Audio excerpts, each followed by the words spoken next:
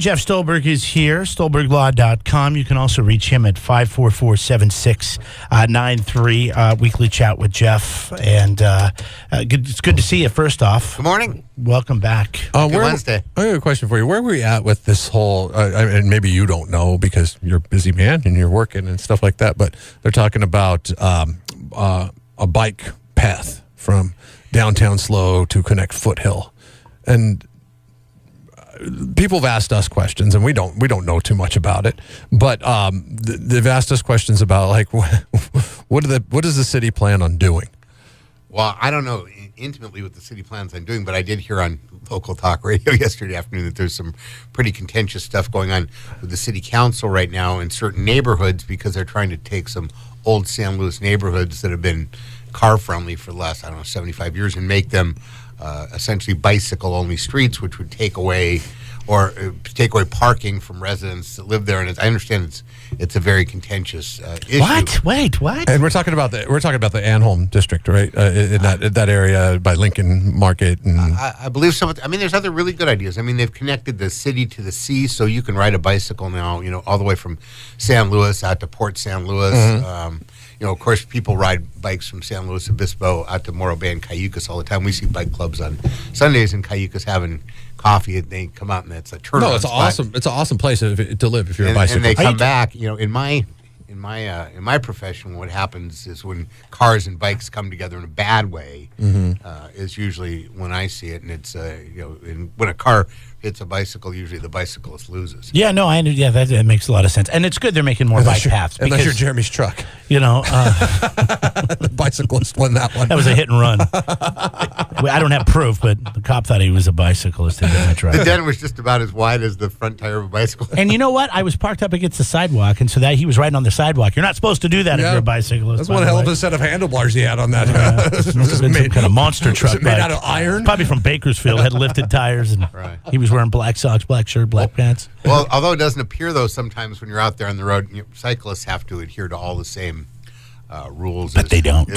And we've all seen it. As motorists do. And sometimes they get citations. They should. Interestingly, occasionally in my practice, I see a BUI, biking while under the influence. Yeah, and that's something a lot of people don't know about. They think that they're okay because they're riding a bicycle and they're not driving a car, that they'd be fine to ride the bicycle home under the influence, but that's not the truth, right? Well, you can be cited and arrested. It's more, though, like a public intoxication rather than a DUI. It doesn't have any DMV consequences. Nobody goes to jail over riding a bicycle under the influence. But I've seen them, I don't know, I see probably 3 or 4 a year, people that come through. But in any event, if you're going to be, a bicycle is probably the most unsafe place to be impaired anyway because you have so little protection when you're out there. Well, yeah, that's a seems like a fast one. Horrible personal decision. Like what? The thing is truly, even if you're walking and you're too drunk, you can get arrested or a ticket at least for being drunk in public. Right. So, it's, you just have to be responsible and call an Uber. Otherwise, you have to call 544-7693 and say, Jeff, damn it, I need help. Well, I was walking my dog and no, you can't even walk your dog. Listen, if you're drunk and the police officer wants to, they can give it to you. So it doesn't matter if you're riding a bike, a horse, a bicycle, or a car, you're going to get in trouble. Just don't operate. I think the horse you'd probably have to fall off of. Listen, if you're riding a horse through downtown San Luis Obispo, I'm calling the cops on you just on the sheer fact that you're riding a horse. I feel like we're always beating up on the bicyclists. Let's talk about bicyclist rights for a minute, okay? When a bicyclist is riding down the road with a motor vehicle, that bicyclist is considered to have all the same rights as a motor vehicle if there's not a bike lane. Is that correct? Like we can't just pass them and knock them down. We gotta actually respect the fact that they're using the road just like we are. Well, that you can't do. If a bicyclist wants to, they can maintain the center of a lane and proceed down the roadway right in the center of that lane, just as any other car or motorcycle would. Typically, because this flow of traffic, motor vehicle traffic, is going faster, cyclists ride off to the right side of whichever lane they're on closest to the curb, either in a bike lane or closest to the parked cars along the side, and through traffic proceeds. But you see vehicles all the time, bicyclists making left turns out of the left turn lane rather than going to an intersection and crossing with their bicycle in a typical crosswalk. Either one is actually legal. A cyclist can either cross in a crosswalk on their bicycle and then cross across and ride, or they can go into the left turn lane like any other vehicle and execute a left turn when it's safe to do so. Do they have to use the hand signals like we do in the car if we don't have our turning signals working? We have to put the hand up to go left or down and stop. You're supposed to use a hand signal so that other drivers, other people on the roadway know what you're doing. Yeah, so they don't hit you. Right. I've never seen. And the whole idea is I've to never avoid. seen a bicycle. Yeah, me either. Right. Well, and that's one of the problems why they're there. But if you're in a vehicle and hit somebody on a bicycle, they're likely to be injured, as opposed to if you tap somebody's rear end of somebody's vehicle, they're less likely to be injured than if you're in a more serious accident. You brought up a project they're working on downtown San Luis Obispo. Jeff, you said it was over by Lincoln Market, so I guess it's over It's part of Anholm neighborhood, I think. Yeah, the Anholm Bikeway plan is what the city is. And they're talking about removing some vehicle where they would park and things like that. A gentleman on the phone wanted to weigh in. He wanted to clarify a couple of things. Right, and I wasn't weighing in on the details of it. We were just talking about a little bit about the tension. Yeah, tension. There's tension about between bicyclists, the city and bicyclists and people that drive cars. 58 people to have to find new parking spots. Some people are going to have to find some new parking spaces. I can understand the tension if I'm one of those 58 people. Thanks for hanging on, buddy. Go ahead. What did you want to say? Hey, I had a couple of points of clarification for the current speaker on the Anholm Bikeway. All the different plans only is eliminating a few different parking spots and only on one side of the road. So there's really not a huge amount of parking being taken away. There's a couple community members that are really loud-spoken right now that actually live in that neighborhood, but the vast majority of the write-ins and the petitions and all the letters that have been online for the last 2 years have been in favor of these projects. Do you think that bicyclists should pick up some of the cost for the infrastructure change, like in the way of maybe licensing or taxes or something along those lines? Bicyclists, that's a pretty interesting statement. I mean, bicyclists, we do live here. We do pay taxes.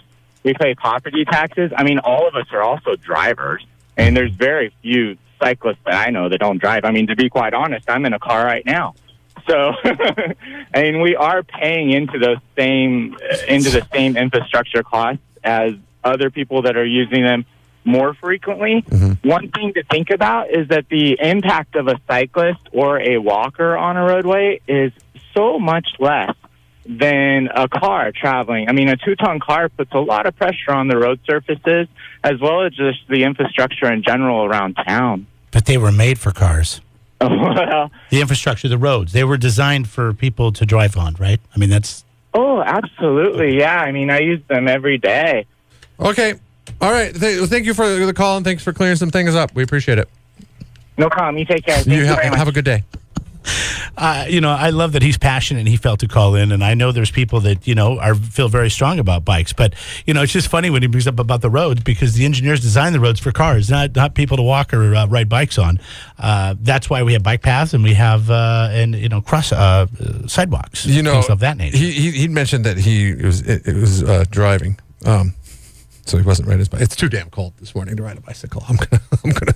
There's a lot of people that may not even necessarily commute to work. I mean, on a bicycle, but drive to work, bring a bicycle with them, right? And use their bicycle for getting around town during the day. One of my kids' teachers at SLO High lives over where we do on the coast, and he drives in most of the time rather than riding a bike because there's only a few days a year where you really want to ride a bike back and forth quickly in the morning from Cayucas to San Luis Obispo. But he uses bicycle for his primary form of transportation around town during the day, and I'm sure there's a lot of people like that, and it's probably growing over time. Oh yeah, absolutely. But it's important to note that, and we've talked about this in the past, is if you do ride a bicycle and you do want to be covered, there are ways to do so.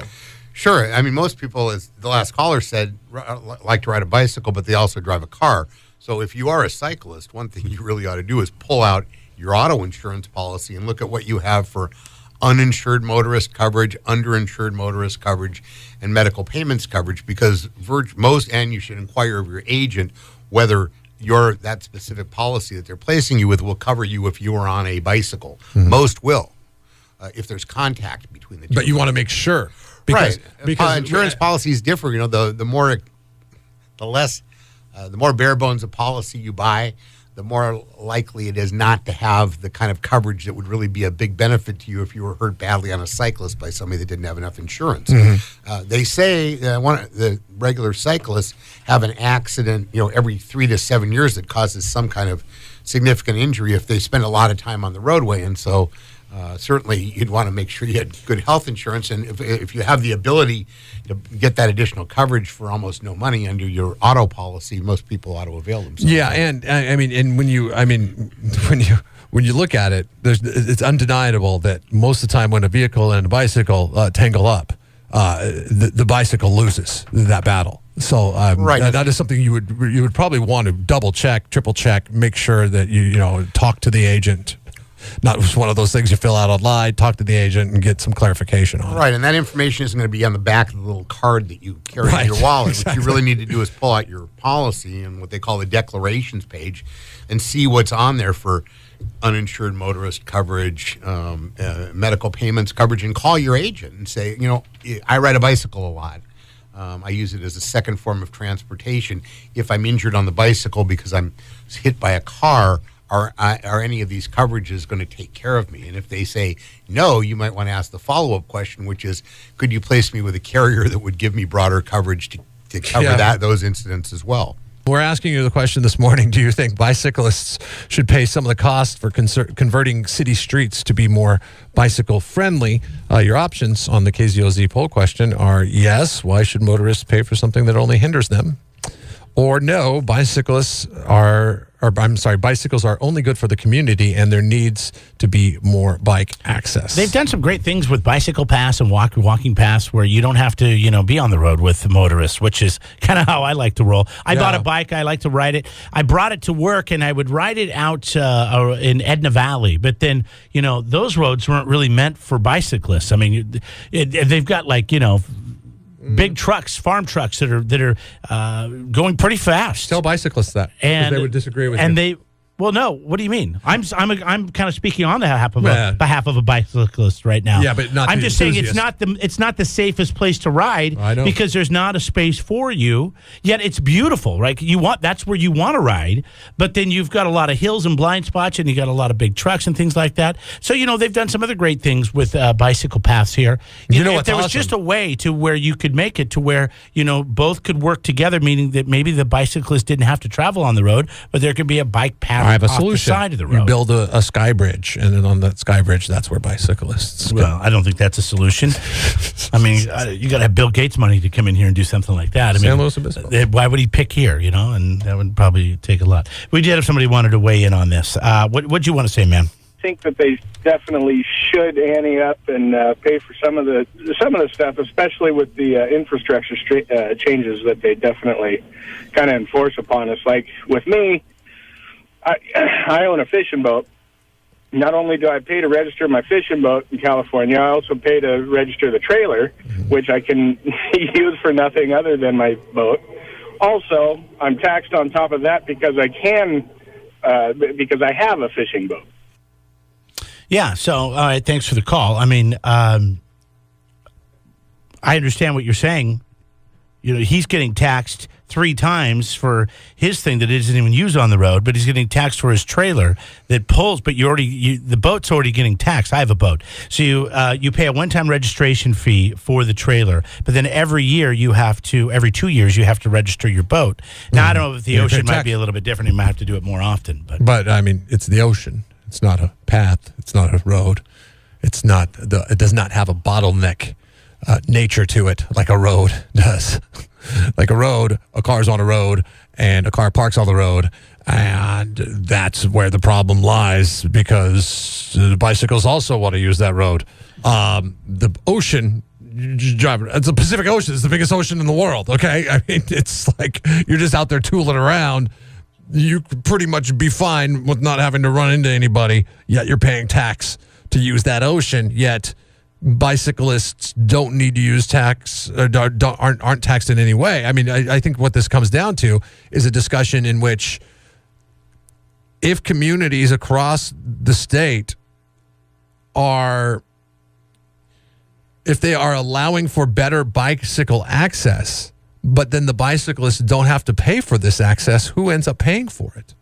Is it the motorists that pay road tax Somebody wrote by in their licensing? and said that it's sales tax. All of our sales tax goes to our roads. So, but from what I understood from this, from what I read in the paper, was all this of was the going to be a sales tax. special interest type project to where the city residents of San Luis Obispo were going to be taxed a little bit more on it. But this person said, no, this will all go through sales tax, meaning things that you buy, coffee, dinner, you know, so on. So, just have to wait and see. If I'm living in this neighborhood and I know the area that they're talking about, it's very tight with cars. Like, it's tight to drive down the street because there's cars on both sides.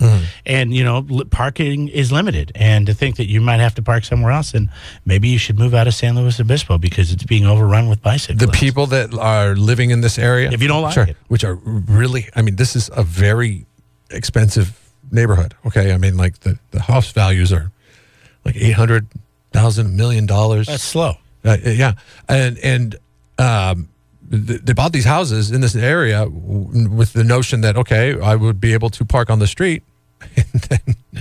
And then now they're like, well, there's 58 parking spots that are going to be in jeopardy as a result of this. Well, then that only drives down your property value, or you're paying property tax on these places for that access that you have. Like when you go to buy a house, you're like, okay, you got this garage, you got this driveway, and there's street parking available. That becomes a feature for selling and buying the house, correct? Yeah, but then there's other places where there's an easement also when you buy that house, and there's people that live on a road like that, and that easement gets taken away because the highway or the county or the city wants to widen the road, and you lose those parking spaces. That's kind of what's happening here. It's just in kind of a reverse fashion because it's for bicyclists. It's for bicycles.